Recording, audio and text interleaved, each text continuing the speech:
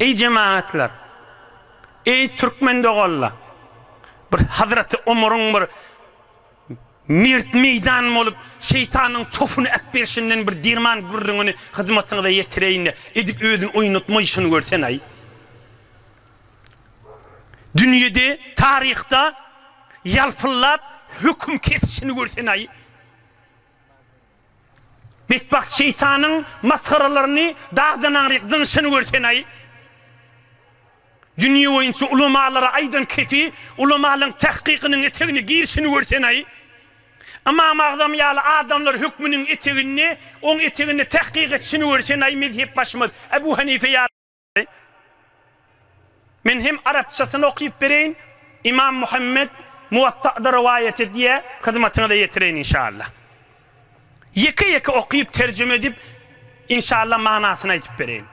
Gör Hazreti Ömer özünü şeytanı oynatma işini.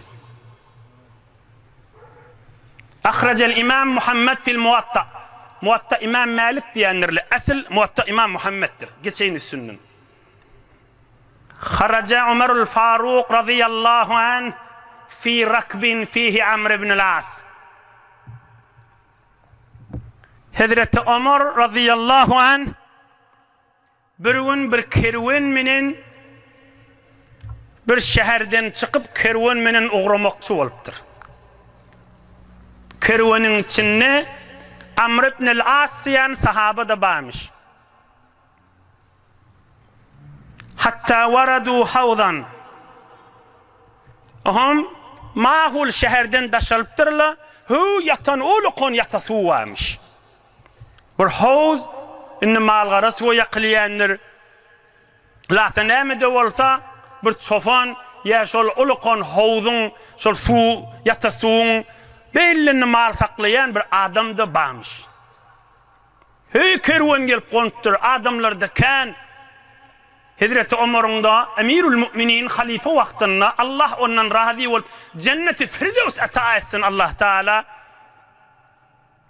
kervanı dehret kılın deyiptir Hazreti Ömer. Aham sahabaların biri Hazreti Amr ibn al-As aydıptır cemaatku dikkat edelim. Ya sahibel havz hal teridu havzaka as-siba ha deyiptir, hay havzun eyesi deyiptir, yatasuğun eyesi, hay çofan adam deyiptir, bir sahabalın miri ha. Bir malgara gelyen mi deyiptir, bir yatasuğu deyiptir. Malgaradan daşgari, ittir, kaplandır, şiirdir, arslandır, o cırızat gelyen mi deyiptir. O ağzının suğu hafada. Hamanı dehret kılman evine geçecek bulup da. Sahabalan bir näme deyiptir? Ay çoban ağa deyiptir. Bir yatasuğuna malgara ya kaplan it bir zat diýen maňa deyiptir. Derrew Hazreti Ömer kıýgyrypdyr da. Dirman gurrunlardan bilen. Hazreti Ömer näme deyiptir? Ya sahibel havz la tuhbirne. Ey havzuna yet çoban deyiptir. Ay dip yörme deyiptir. Malgara girdi, girmedi. Kaplan gelli gelmedi. Kılın dehretiniz deyiptir. Şeytan bir oynamasın. Yuğun ederiyor deyiptir. Kılıverin dehretiniz deyiptir. Ay bu suwa malgara degdi, degmedi. Yuğun edip bizim şeytan maskara eder gaytam deyiptir. O çoban niyer deyiptir. Ay degse deg amal ne bileyin niyer deyiptir. Ine hemmemiz şekli olluk deyiptir. Dehre kılın gayta kılsın niyer. Kılmadık yeni başlaydan su gözler. Gaytan biz suwa yuğun olup namazımızı yiyecek alır deyiptir. Sonra mıdam bir tor adam yanak, bir tor hireli yanak. Suğun başında zol üstümden su akıdar yürür deyiptir. Kılın hemmemiz dehretsinler. Çoban sen aytıp görme deyiptir. Girsin deyiptir. Edip özünü şeytanla tof etme işini öldü. Mana ketişini öldü. Şayet sen zihnine geliyen olsun, ihtiyat etmeliler mi deyip. Bir ihtiyat etmeliler mi? Hazreti İmam Azam ne diye, mezhep başımızın şagirtleri ne diye. Kan sudan süreyim ihtiyat gerek diye, kılıvermeliler dehretti.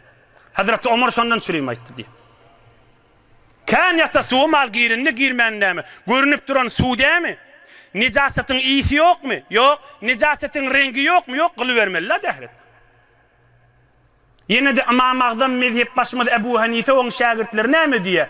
Hazreti Ömer'in şilidin yişi vas olaman çınçıyıp anırsın soracak bolup vermen görünüp duruş pek burada kılıvermeliler deydi. Sonra şeytana top bolaman diýdigi diýipdir.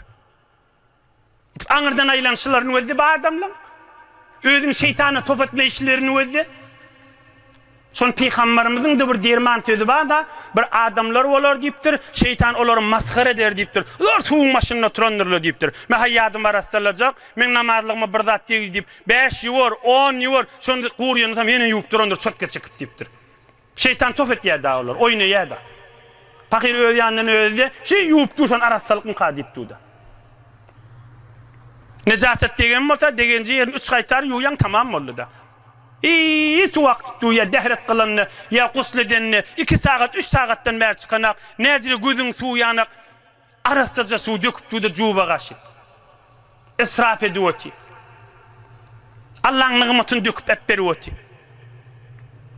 Ine yan kuwurun habi matlapdan çıkmayın gurrun şeytan adamlar maskaret ya o diye bir arasalıktır diye sen her kim öz barmaly ýolundan bar ya oňam soňram ol adam öyle ýuwun etýär da bir dehret kılýança 20 dagy gerek da 2 dagygada kılmalar dehreti bolasa ha 20 dagylap otyda şap zol ýupdy şeytan inne şeytan işi ýok men etpek göwer ýani barny suw maşynda oturup diye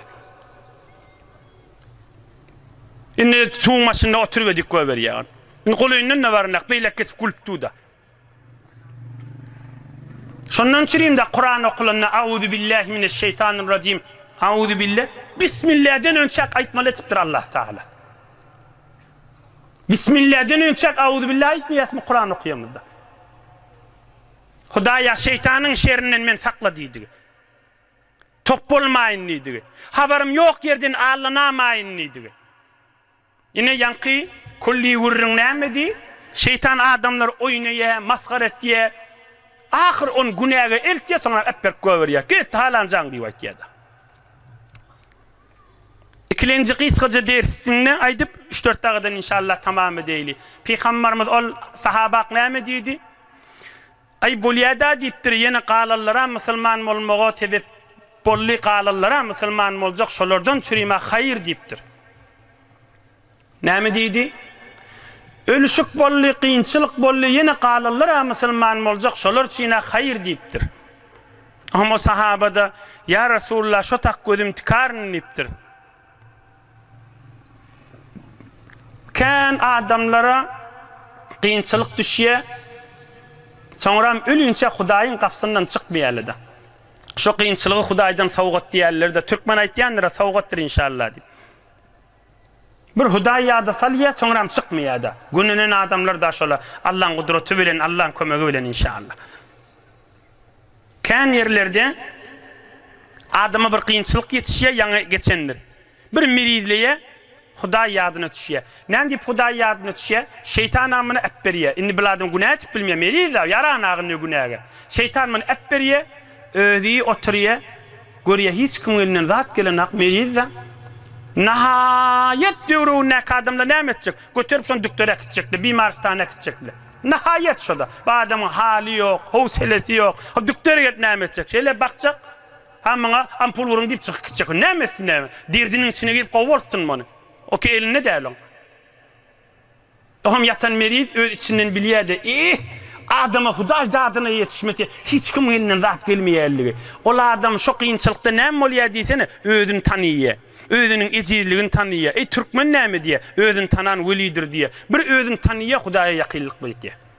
Bir özünün ejizligini bilýär. Hiç kim elinden zat gelenak, ýöne perestarla daşyndan aýlanyşyp otyp, hiç kim elinden zat gelenak, yatan adam hewre gowy bilýär. İçinde duýdaň, on bir Hudaýa ýakynlyk gelýär adamga.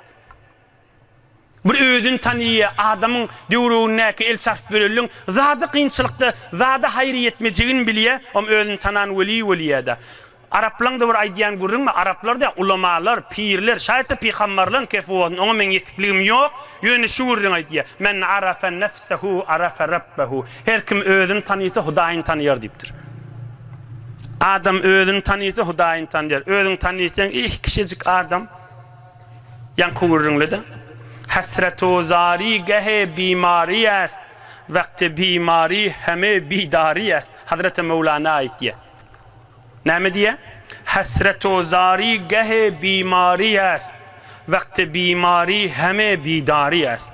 Adam merid vaktinde uh etip durandır deyiptir. Kıyınçılık yetişenine, musibet yetişenine, malı kemelenine, canı kemelenine, canının sağlığı kemelenine, avadallığı elinden gidene vakit yenir deyiptir. Vakti bimari heme bidari est. Yönü şol adam lep oyu deyiptir. Tüs din näme, dünya näme, adam näme, Huday näme şonunu bir bilýär deyiptir. Allah Taala iman baylığından ayırmasın inşallah. Acaba owadan mereke olup otuýuňuz Hudaý Taala cennetde de mundan owadan oturmak hem maňyda ilwin dostlugyňyz bilen nesip etsin inşallah.